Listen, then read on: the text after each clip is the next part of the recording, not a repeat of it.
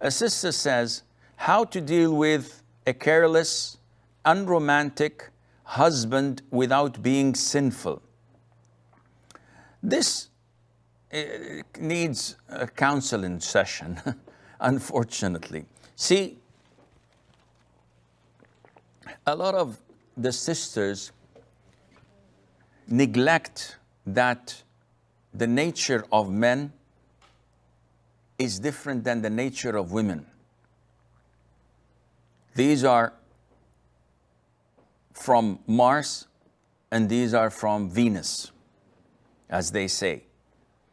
Though they have two arms, two legs, a head, usually a head, hopefully, but they're different in nature. The guys, when they sit together, they speak about everything except their emotions. They speak about cars, real estate, their work, how much they earned, what they bought, what they sold, but never talk about their inner feelings.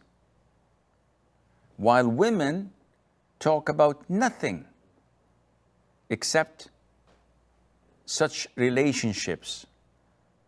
So-and-so divorced his wife. So-and-so got married to a second wife. So-and-so betrayed her husband. So-and-so did this and did that. My husband forgot my birthday, our anniversary.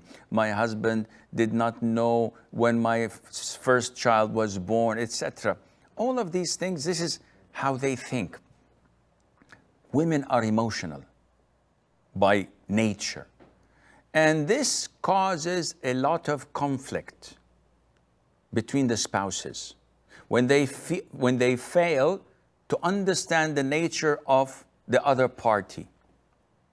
The happiest of husbands is that person who always remembers and anticipates and always has the upper hand. So he always texts his wife, I miss you, I love you. He always remembers that her sister's wedding is next week and he takes the necessary preparations and buys the necessary gifts and remembers such important events. And the best of wives is that wife that overlooks when her husband forgets that they've been married for so long. So many wives give a placement test, a quiz on the spot. Which year were we married in? I don't know. It feels like a couple of centuries, if you ask me. But, Akhi, why are you answering in such a fashion? It is. I've been married to her for more like 200, 300 years. She's so old that when she was born, rainbows were in black and white. Akhi, you're not allowed to say such things. Yeah, but it's funny. It's funny for you. It's funny for the guys. It's not funny for her. So we have a problem in communication.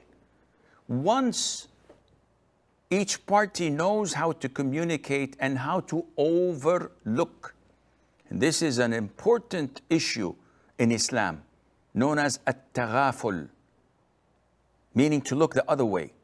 Not every single word that comes out of your wife's mouth you have to interrogate and know the intent behind it. Move on. Shrug your shoulders and move on. Likewise, you don't have to question every gesture your husband had done. And what did he mean when he said so and so in front of your father or your mother? And why didn't he do this and why did he do that? Life does not go on like this. Marriage cannot continue healthy in such an environment. So if your husband is careless, if he's not romantic, do what you have to do to change him positively. You have two courses of action. One, lecturing, reprimanding, blaming, pointing the finger. You did this, why didn't you do that? And you keep on nagging him until he either divorces you or chooses a second wife. Because this is not healthy.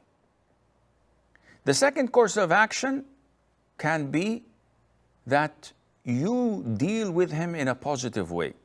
If he's not romantic, be romantic without waiting for a response.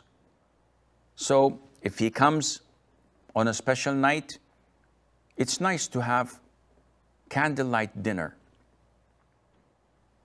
And he would notice, maybe he would not comment now, or in the 5th time, or on the 10th time, but he notices and enjoys what he sees.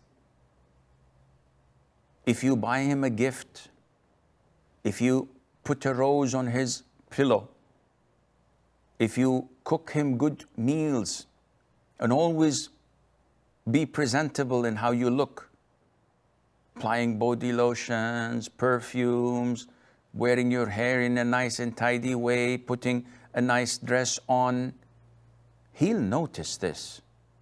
And after a while, he would be enjoying it. And after a while, he would be forced to reciprocate, whether you tell him or not.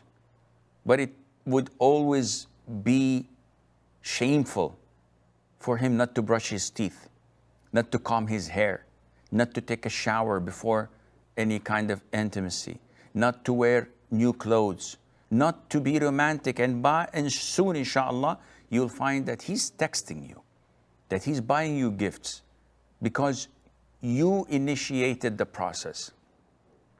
But when we start the blaming game, you did not do this to me when I did that to you, and you have a record book.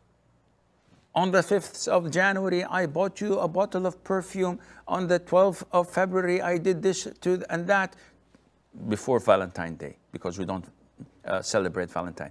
On March, on April, and you have a list of everything you had done. You didn't do anything. A'udhu billah. What kind of a marriage is this? Such interrogation, such nagging is not healthy. And living in depression is not healthy either. When you start to regret, why did I marry this guy? He's so careless, he's unromantic, he is rude, he doesn't know how to use diplomacy and use beautiful words. His jokes always hurt me and insult me. And you live inside of your own shell, depressed. This is not healthy. Not for you, not for the marriage, not for the children. So you have to come out of your shell and you have to look at the bigger picture.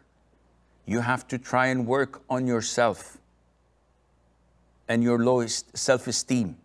You have to think positive of yourself and overlook so many of these trivial issues and do whatever you do for the sake of Allah, seeking the pleasure of Allah, and you will see the difference, insha'Allah azza wa jal.